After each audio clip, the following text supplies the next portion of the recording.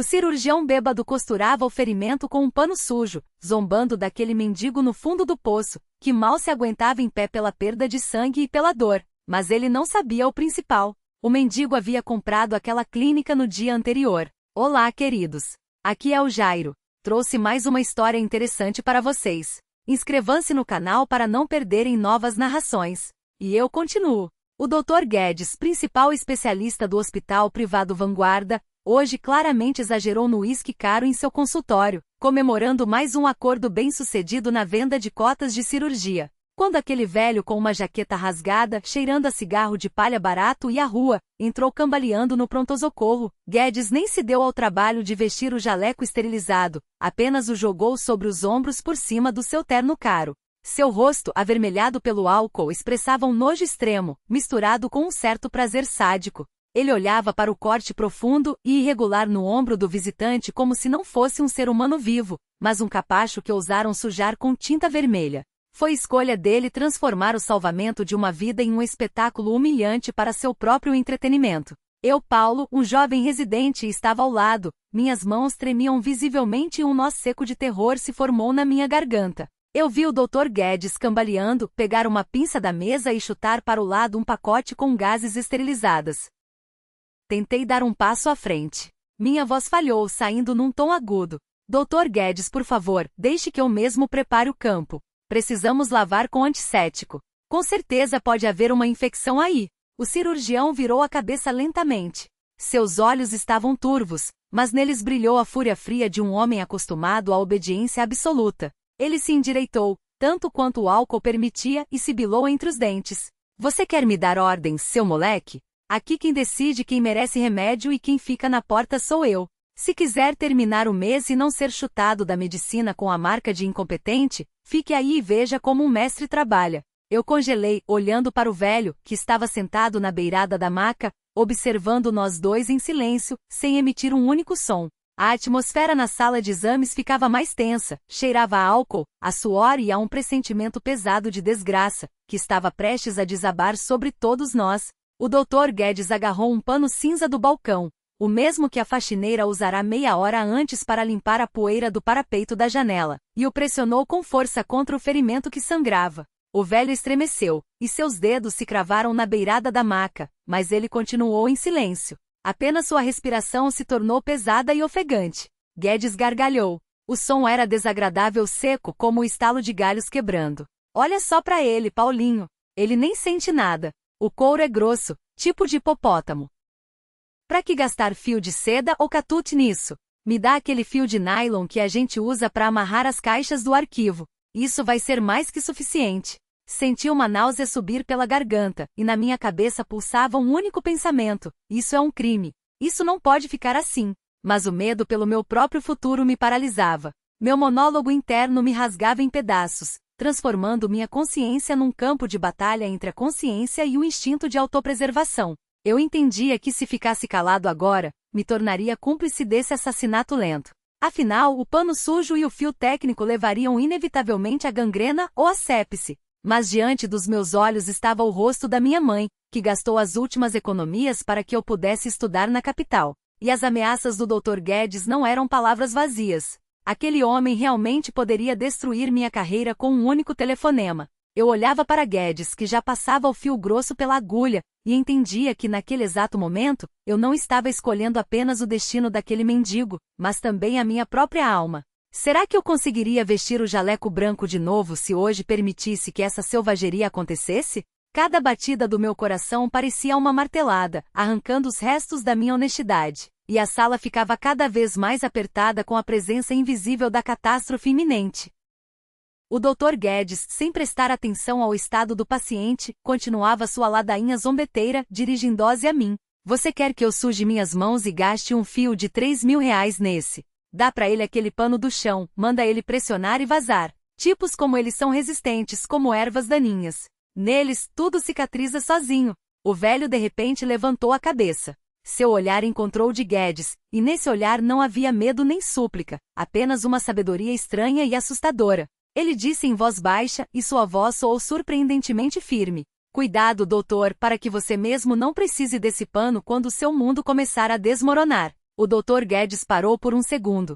Seu rosto se contorceu de fúria. Ele ergueu a agulha, como se quisesse golpear o velho, mas no último momento se conteve e apenas pressionou o ferimento com mais força. Eu entendi que não havia mais volta, e o que começaria agora mudaria nossas vidas para sempre, transformando um plantão noturno comum em uma lição sangrenta da baixeza humana. O Dr. Guedes começou a costurar, e a cena lembrava mais o trabalho de um sapateiro bêbado do que o ato de um cirurgião em uma clínica de elite. Ele não usou lidocaína, empurrando ostensivamente a bandeja com as ampolas para o lado, e cada movimento da agulha era acompanhado por seu riso debochado. Eu vi a pele do velho ser repuxada em calombos feios e irregulares, e as fibras sujas do pano se cravando no tecido vivo, tornando-se parte do ferimento. Eu não aguentei. Agarrei o antebraço de Guedes, sentindo o tecido caro do paletó sob meus dedos, e quase gritei: pare! O senhor está machucando ele. Isso é tortura. Deixe-me pelo menos anestesiar as bordas. Temos um armário cheio de anestésicos. O cirurgião puxou o braço bruscamente, de modo que quase voei contra a parede, e o cheiro forte de álcool misturado com fúria bateu no meu rosto. Vá para o canto, seu moleque, e não ouse me tocar com essas suas patas trêmulas se não quiser estar varrendo ruas amanhã, rosnou Guedes, enfiando a agulha novamente no ombro ensanguentado. O velho não gritou, apenas seu rosto se cobriu de grandes gotas de suor frio, e seus lábios ficaram brancos pela tensão desumana. Ele olhava para um ponto fixo na parede, e eu notei com horror que aquele mendigo não estava apenas aguentando, ele parecia registrar cada movimento de Guedes, cada piada bêbada. Tentei intervir novamente. Estendi a mão para a bandeja de instrumentos esterilizados, na esperança de consertar a situação de alguma forma, mas o Dr. Guedes bateu na bandeja com uma pinça de metal. O som dos instrumentos se espalhando cortou o silêncio da sala, e o cirurgião, inclinando-se até meu ouvido, sibilou: lembre-se, garoto, quem tem dinheiro é gente. Isso aqui é pó, e pó não sente dor. Foi feito para ser pisado. O clímax emocional do capítulo foi atingido. Eu sentia o respeito pela profissão morrer dentro de mim, sendo substituído por um ódio ardente e impotente pelo homem que deveria ser meu mentor. Cada minuto daquela noite parecia uma tortura sem fim. A espiral de fracasso se apertava cada vez mais, não me deixando chance de salvar minha consciência. Depois que Guedes terminou sua obra de arte e cambaleando foi para seu consultório beber mais, fiquei na sala de exame sozinho com o velho mutilado. Corri para o armário, peguei um curativo decente, antisséptico e uma ampola de um analgésico forte, agindo de forma rápida e febril. Me desculpe, por favor, nos desculpe, eu sussurrava, abrindo a ampola. Minhas mãos ainda tremiam pelo choque. O velho afastou suavemente minha mão com a agulha e olhou diretamente na minha alma. Sua voz era baixa, mas nela havia uma força de aço. Não gaste o remédio, meu filho. Você ainda vai precisar dele para acalmar seus nervos. Você é um homem de bem, eu vejo isso. Já ele já está morto por dentro, só não sabe ainda. Eu congelei, sem entender como aquele homem podia estar tão calmo depois de tudo que fizeram com ele. Meu monólogo interno se transformou num gemido surdo de desespero. Eu sabia que minha carreira no Vanguarda estava acabada, mesmo que eu ficasse quieto. Eu não conseguiria mais olhar nos olhos de Guedes. Minha derrota era total. Não consegui proteger o paciente, não consegui parar o sádico e agora, covardemente, escondia curativos limpos sob a jaqueta do velho, esperando que ninguém notasse minha pequena rebelião. Eu me sentia um cúmplice, cujas mãos também estavam manchadas com o sangue daquele estranho mendigo. E esse pensamento me queimava mais do que qualquer ameaça de demissão. Ajudei o homem a vestir sua jaqueta rasgada, tentando não tocar no ombro desfigurado, e o acompanhei até a saída dos fundos, porque Guedes havia proibido que o fedor saísse pelo saguão principal. Vá, meu senhor, e tente encontrar um médico de verdade antes que comece a infecção, eu disse por fim, colocando minha única nota de R$ 100 no bolso dele. Quando a porta se fechou atrás do homem, encostei a testa no vidro frio, sentindo que algo dentro de mim havia se quebrado definitivamente. Voltei para a sala de exames, onde ainda cheirava álcool e sujeira, e comecei a recolher mecanicamente os instrumentos espalhados, tentando não olhar para o pano ensanguentado jogado no chão. Nesse momento, a porta se abriu e o Dr. Guedes apareceu novamente, ainda mais bêbado e agressivo. Ele segurava um celular na mão. Escuta aqui, seu herói. Ele apontou o dedo na minha direção. Acabei de ligar para o RH. Amanhã você pede as contas. Não preciso de gente sentimental e fresca como você aqui. Fiquei em silêncio. Simplesmente não encontrei forças para discutir com um homem que havia perdido sua humanidade. E esse silêncio foi minha última queda no abismo da desesperança. O plantão noturno estava chegando ao fim, mas o peso no meu peito só aumentava, pressagiando que a manhã seguinte não traria alívio, mas uma cobrança ainda mais terrível. A manhã no Hospital Vanguarda não começou com o cheiro habitual de café caro e música clássica suave, mas com uma agitação incomum, beirando o pânico. Correu pelos corredores o boato de que em 1 hora chegaria o próprio Arthur Almeida, o misterioso dono de toda a rede de centros médicos, um homem cujo nome era pronunciado com reverência e temor sagrado. O Dr. Guedes, que conseguiu se recompor relativamente após algumas horas de sono no consultório, estava mais agitado que todos. Ele verificou o nó da gravata 3 vezes e fez as enfermeiras limparem o piso do pronto-socorro até ficar espelhado. Guedes literalmente brilhava de expectativa pois, segundo suas informações, Almeida vinha para escolher o melhor especialista para chefiar a nova filial, e o cirurgião não tinha dúvidas de que o cargo seria dele. Ele me ignorava ostensivamente enquanto eu estava sentado em um canto da sala dos médicos, pálido e abatido, esperando o momento de pegar meus documentos e deixar aquele lugar amaldiçoado para sempre. Em certo momento, Guedes se aproximou de mim e, certificando-se de que ninguém nos ouvia, sussurrou com um sorriso venenoso: "Ainda está aqui, peso morto? Reze para que o fundador não te veja, senão vou adicionar algumas palavras à sua carta de recomendação sobre sua inaptidão profissional e seu amor por mendigos." Eu nem levantei a cabeça. Sentia-me completamente esgotado. Meu ponto de não retorno interno havia sido ultrapassado durante a noite, e agora nada mais importava. Eu só me perguntava como estaria aquele velho, se a inflamação por causa do pano sujo já não havia começado, e esse pensamento me atormentava muito mais do que o fracasso na carreira. No saguão, ouviu-se o barulho de carros chegando e o Dr. Guedes, adotando a pose mais majestosa possível, correu para receber o chefe, obrigando a mim e ao resto da equipe a nos alinharmos ao longo da parede branca. O choque estava próximo. Pairava no ar, pronto para desabar sobre Guedes e esmagar seu bem-estar cuidadosamente construído. As portas da clínica se abriram. E no recinto entrou um homem alto e imponente em um terno azul escuro perfeitamente ajustado, cercado por uma comitiva de advogados e seguranças. O Dr. Guedes abriu um sorriso subserviente e deu um passo à frente, estendendo a mão para cumprimentá-lo. "Senhor Arthur Almeida, que honra para nós. Esperamos tanto por sua visita. A clínica está funcionando como um relógio. Os indicadores estão acima de qualquer elogio." O homem parou. Ele tirou lentamente os óculos escuros. E naquele momento o tempo no saguão pareceu parar para 2 pessoas, para mim e para Guedes.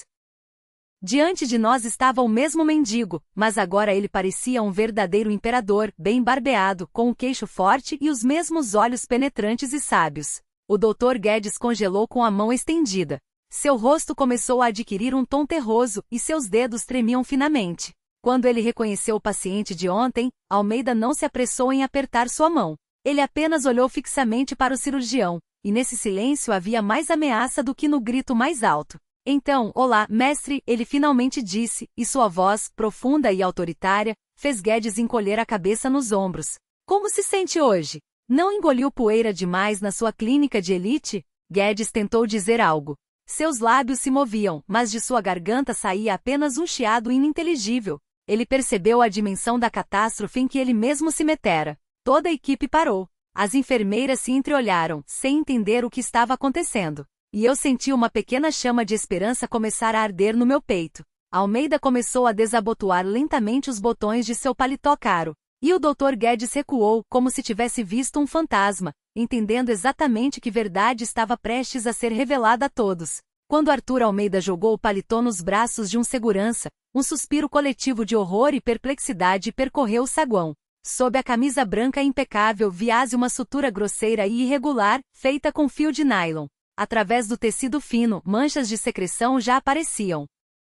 O mesmo pano sujo que Guedes costurou dentro da ferida já começava a fazer seu trabalho sujo, causando inchaço. "Está vendo isso, Dr. Guedes?" Almeida apontou para o próprio ombro. Seu olhar era gelado. "Este é o resultado do seu profissionalismo, pelo qual nossos clientes pagam milhões." O cirurgião, sentindo o chão sumir sob seus pés, de repente encontrou forças para uma última mentira desesperada e exclamou: "Não fui eu. Foi tudo o residente. Foi o Paulo que o costurou assim. Eu tentei impedi-lo, mas ele teve um ataque histérico. Eu juro. Essa mentira foi a gota d'água. Eu congelei sem acreditar no que ouvia enquanto Almeida apenas sorriu amargamente, olhando para o homem que se arrastava a seus pés.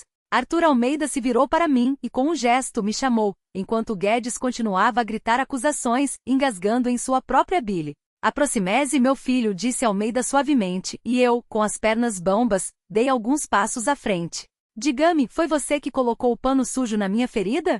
Olhei nos olhos de Guedes, cheios de ódio e súplica ao mesmo tempo. E naquele momento entendi que minha honestidade era a única coisa que importava. Respirei fundo e respondi com firmeza, não, Sr. Almeida. Eu pedi a ele que usasse material esterilizado, mas ele me ordenou que ficasse quieto. O Dr. Guedes guinchou, avançando sobre mim. Você está mentindo, moleque. Você não tem provas. Quem vai acreditar num Zé Ninguém contra uma sumidade da medicina? Nesse momento, Almeida tirou do bolso um pequeno gravador, que ele escondera sob a jaqueta na noite anterior, e apertou o botão de play. Do alto-falante, a voz bêbada de Guedes soou claramente. Lembre-se, garoto, quem tem dinheiro é gente. Isso aqui é pó. Guedes caiu de joelhos, entendendo que era o fim. O Dr. Guedes estava de joelhos no centro do saguão imaculadamente branco, e seu terno caro, do qual tanto se orgulhava, agora parecia uma fantasia de palhaço. A gravação no ditafone continuava a tocar, enchendo o espaço da clínica com sua própria risada bêbada e palavras sobre lixo biológico, que agora soavam como a sentença de morte para sua carreira. Eu olhava para meu ex-mentor e não sentia prazer na sua desgraça. Apenas um cansaço infinito e uma tristeza silenciosa por quão baixo um homem com o poder de salvar vidas pode cair. Arthur Almeida desligou lentamente o aparelho, e no silêncio que se seguiu, ouvi-se apenas a respiração pesada e sibilante do cirurgião derrotado. Eu vim aqui secretamente porque chegaram a mim rumores de que no Vanguarda não se tratam pessoas, mas carteiras. Mas nem no meu pior pesadelo eu poderia imaginar que aqui floresce um sadismo descarado sob a máscara da medicina, disse Almeida, e cada palavra sua caía como uma pedra pesada em águas paradas. Guedes tentou agarrar a barra da calça do fundador, balbuciando algo sobre um lapso momentâneo e uma agenda pesada. Mas Arthur Almeida recuou com nojo, como se temesse se sujar com a alma daquele homem. Arthur Almeida virou-se para o chefe da segurança, que todo esse tempo esteve atrás dele como uma sombra imóvel, e ordenou brevemente: chame a polícia e a corregedoria. Temos aqui um caso claro de lesão corporal dolosa e abandono de incapaz, além de falsidade ideológica. Certifique-se de que o Dr. Guedes não consiga destruir os registros de plantão e as gravações das câmeras, embora eu tema que as gravações tenham desaparecido magicamente ainda ontem à noite. Guedes ergueu a cabeça. Em seus olhos brilhou uma última centelha de esperança insana. Ele gritou: vocês não vão provar nada. Meu sogro está no ministério. Ele vai acabar com vocês. Vocês não sabem com quem se meteram. Almeida apenas sorriu tristemente e balançou a cabeça, olhando para ele de cima. Seu sogro foi o primeiro a me ligar hoje de manhã, implorando para não envergonhar a família. Ele já assinou todos os papéis para sua cassação do exercício da medicina, permanentemente. Então você não tem mais contatos. Restam apenas as dívidas com sua consciência. Essas palavras quebraram Guedes de vez. Ele amoleceu e encostou a testa no piso frio, percebendo que seu castelo, construído sobre mentiras e cinismo, havia desmoronado irrevogavelmente. Em seguida, Almeida se aproximou de mim, que ainda estava paralisado, sem acreditar totalmente na realidade do que acontecia, e colocou a mão no meu ombro.